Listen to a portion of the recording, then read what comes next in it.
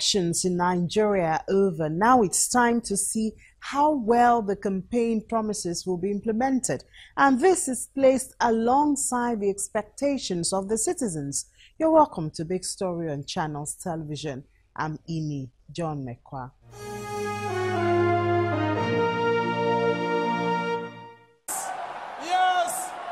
Large gatherings in the streets and public places may have come to a temporary end in Nigeria, but the promises made at various gatherings will now be tested as a major part of the 84 million registered voters in Nigeria participated in the 2019 general elections.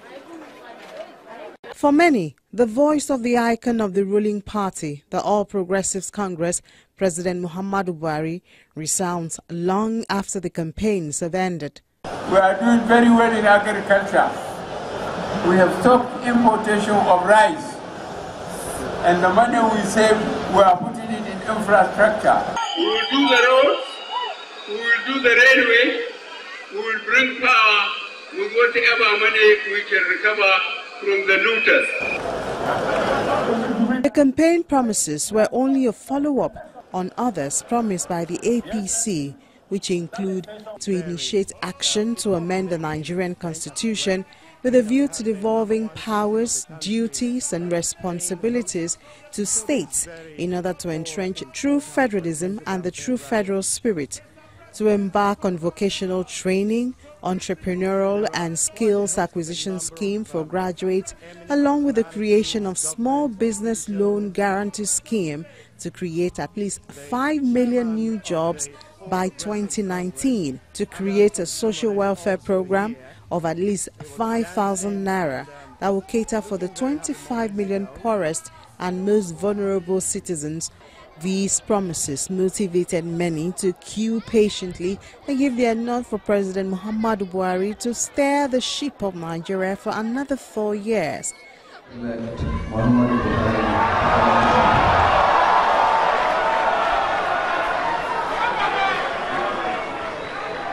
And now that he is Nigeria's president, those who voted for him and those who did not have their list of expectations. Nigeria, we are expecting Mr. President to still do more for Nigeria, because average Nigeria, we cannot live fine. So we are expected to put more effort and do more to the masses.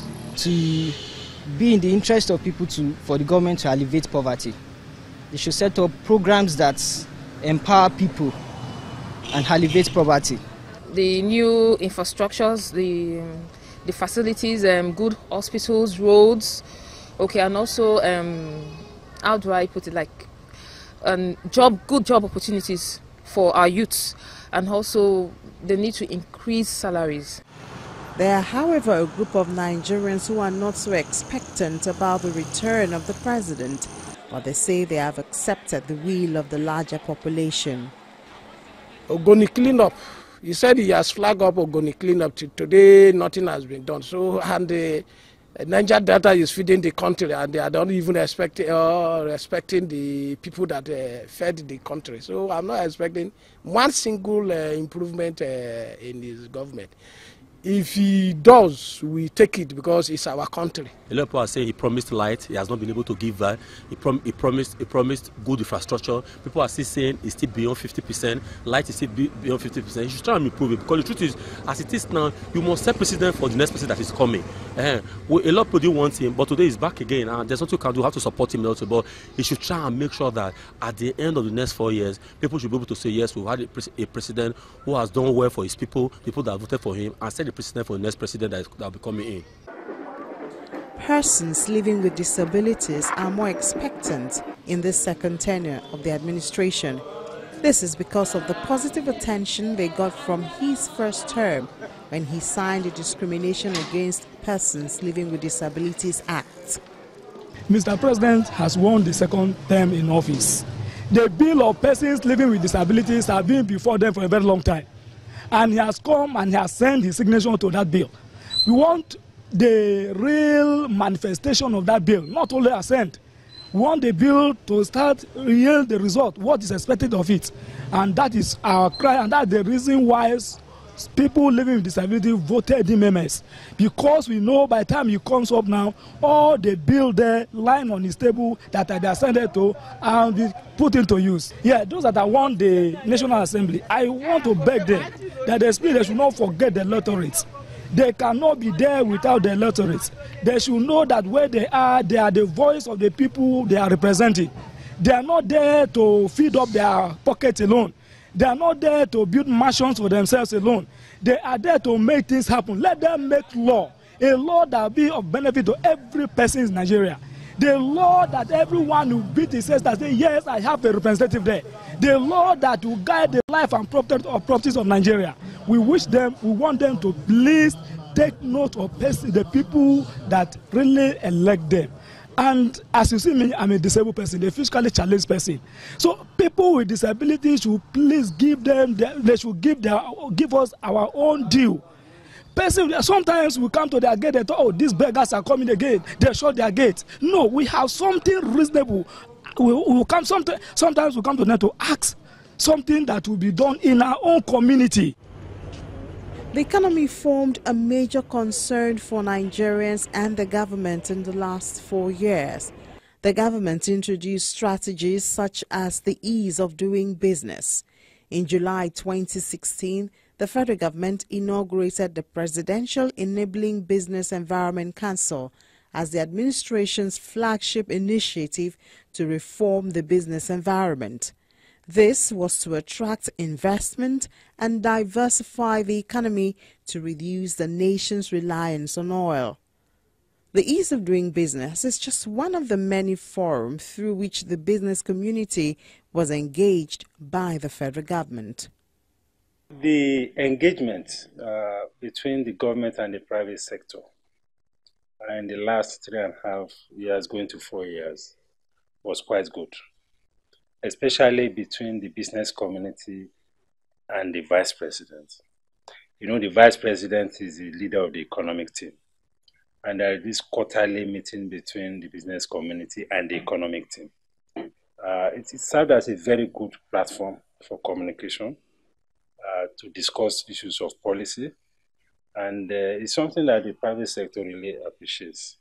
And we look forward to the sustenance of that kind of dialogue and collaboration. It has helped at least to solve a few of the business environment problems.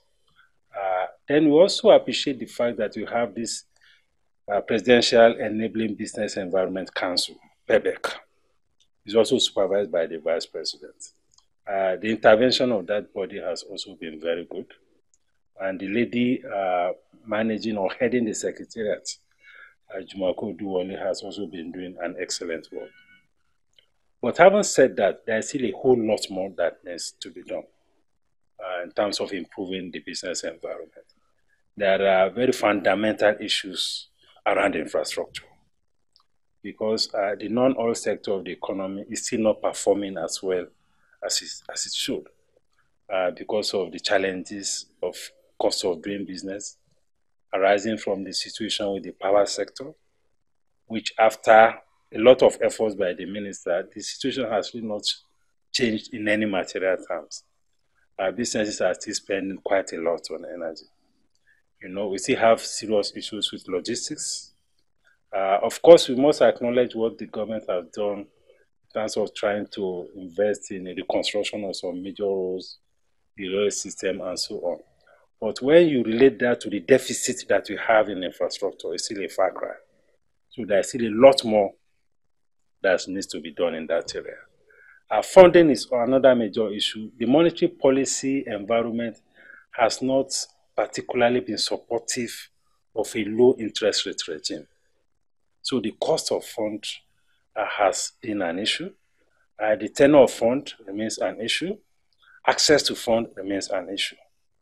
Even though we have pockets of intervention funds here and there, but fundamentally, we still have a major problem with what I would call financial intermediation. Still on the economy, In the fourth quarter of 2015, the total number of new employments recorded in the economy was about 500,000 jobs, and which was increased by 5.1% when compared with the preceding quarter of 35.2%. The increase in the number of jobs in the fourth quarter was driven mainly by seasonal-induced rise in informal sector jobs, which accounted for 95.4%, which is a total of over 476,000 total jobs. Titilayo is now an e-cab driver, born out of this necessity of creating jobs. For me, I can't just fold my hands and just be blaming the government. Okay, we have to do something for ourselves because we are the government. If what we're expecting from the government is not forthcoming, then what are we willing to do? We just have to get up and do something for ourselves. So we don't fold our hands and expect miracle from the government. Nigerian government has taught us that it doesn't work that way. Senior Advocate of Nigeria, Festus Keyamo, acted as the Director of Strategic Communication to President Muhammadu Buhari campaign organization. He attempts to balance the positive and negative side of the views of Nigerians in assessing the administration's last 4 years and expectations. Well, from the time where we reached the height of the recession, till this time, the empirical evidence that prices have actually dropped. There's no doubt about that. The rate of inflation has come down drastically. It went up to 18% at the point, and now we are somewhere hovering around 12%, if I get my figures correctly. So the inflation you're talking about, it's in direct, relation to prices of ordinary goods in the market. So the truth of the matter is that the prices of goods in the market, come down. When you say the ordinary people have not felt the impact, I don't know the yardstick you used to reach that conclusion, because from my own point of view, I have heard people who have reacted to the government social intervention programs, the Empower program, the government enterprises and empowerment program, the conditional cash transfer program, of course the school feeding program. I've heard ordinary people. It may not be widespread, may not be the entire country, but there is some progress in that area. We have so many people on those schemes already who are responding positively to this social intervention program by government. But generally, people even outside that program, like I said, prices are actually coming down. So you don't expect people to pour to the streets to say, hallelujah, prices have come down. You won't expect that. It is usual that it is a general complaint at all times. At all times, people will never say, hallelujah, we have arrived. Because the point is that we can never arrive there. Even in the most developed countries of the world, at the grassroots, you always want the best. They always want the best, but it's always a strive to do. For example, if you Google now and say, at a time when Google and say the time when masses came together, or the masses came together to say, we are no longer suffering, you will just see image not found.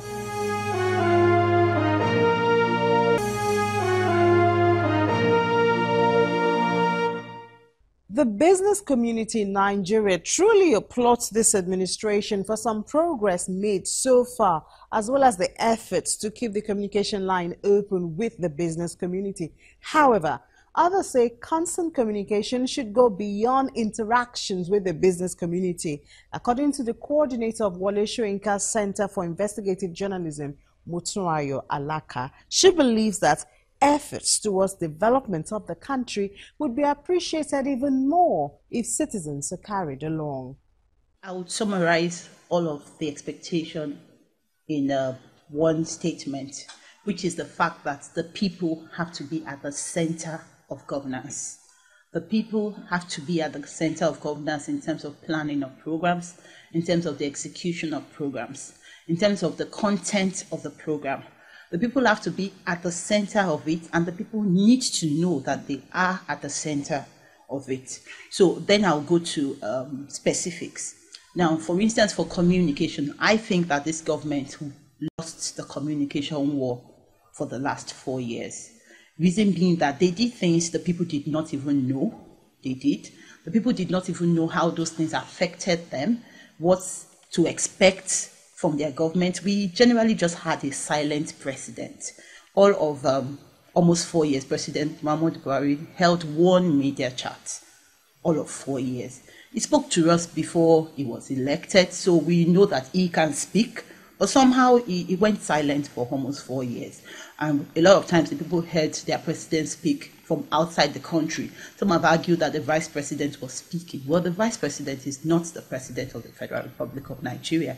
The people need to hear their president. They need to know what his thoughts are about the country, what his plans are, how his plans concern them, and what they need to do about those plans. How do they link up with what the government is doing? So the government needs to communicate. Communication is also important because we have a lot of conflicts in the country. So many parts of the country are in conflict. So if you are in conflict, communication is even much more important because most of these conflicts are ethnic based, or they are inflamed by religion. So the president needs to clearly show empathy. He needs to be seen as a compassionate leader. He can't just think it in his head. He has to show it. People say in communication, we say perception is a lot of times greater than reality. You don't just have to love the people and be empathetic towards the people.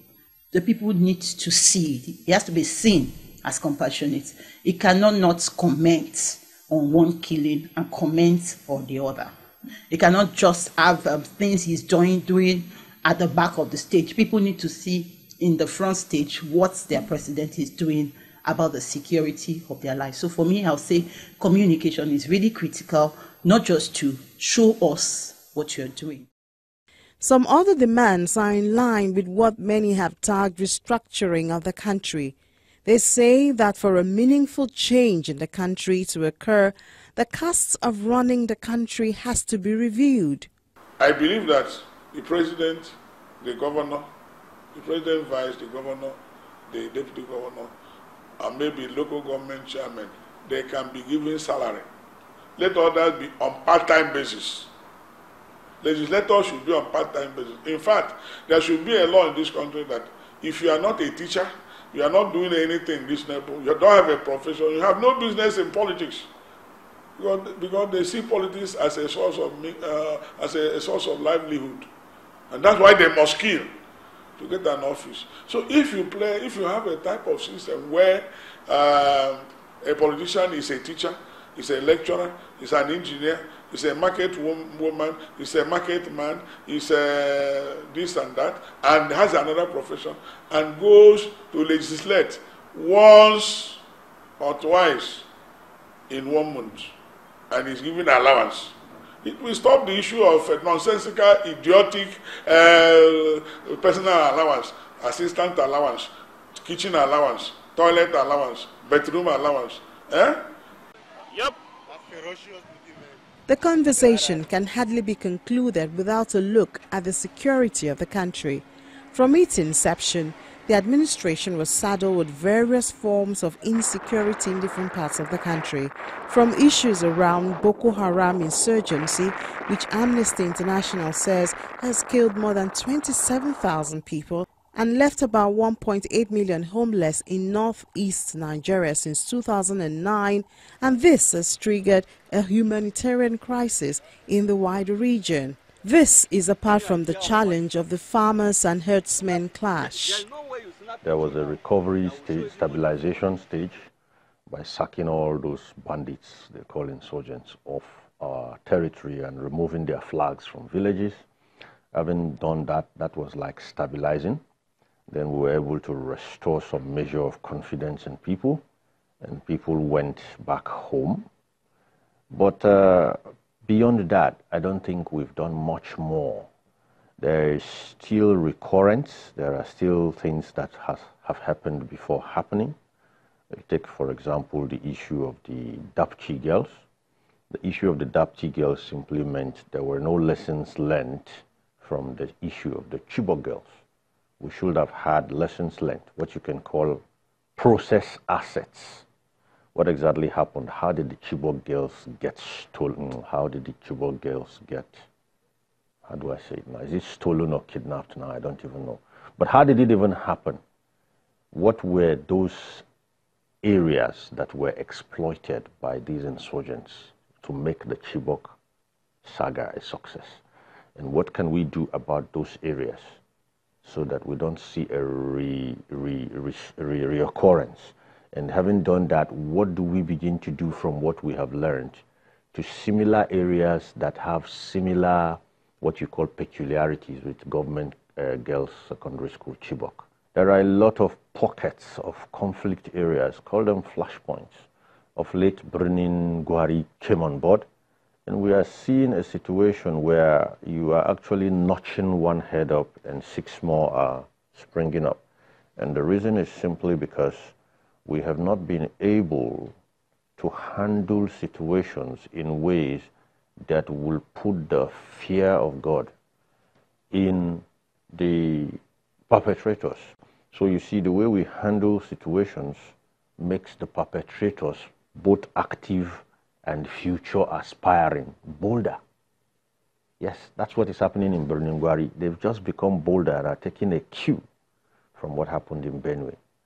If Benue had gone the way the Russians did with the terrorists who dared to take their cinema, that line of doing things become a no-no. The 2019 election also gave birth to the 9th Assembly. Members of the Senate and House of Representatives were either re-elected or newly elected into the National Assembly. Sometimes it seems this level of national leadership is overlooked. The National Assembly, which consists of the Senate with 109 senators and House of Representatives with 360 members, is vested with legislative powers of the Federation.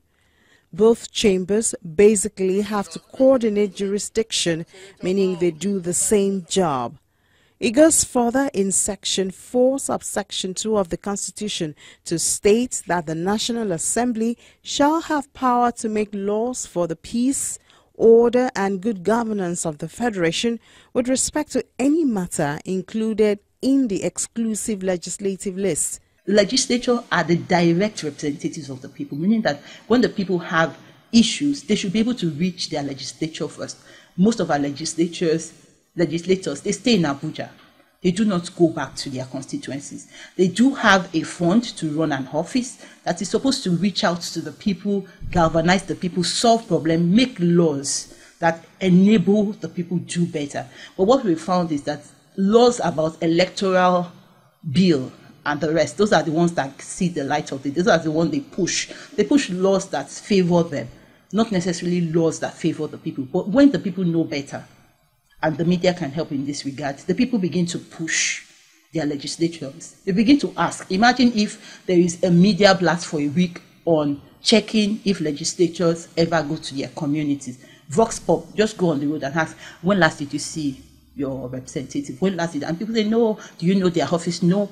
Imagine how a lot of them run down from Abuja to go and start something. And when they get there, the people are waiting to say, well, look at the long list of the things that we want to engage you upon, we want you to make laws on. They begin to, so it's all stakeholders really sitting up to ensure that, again, the people are at the center of governance, because the democracy is supposed to be about the people.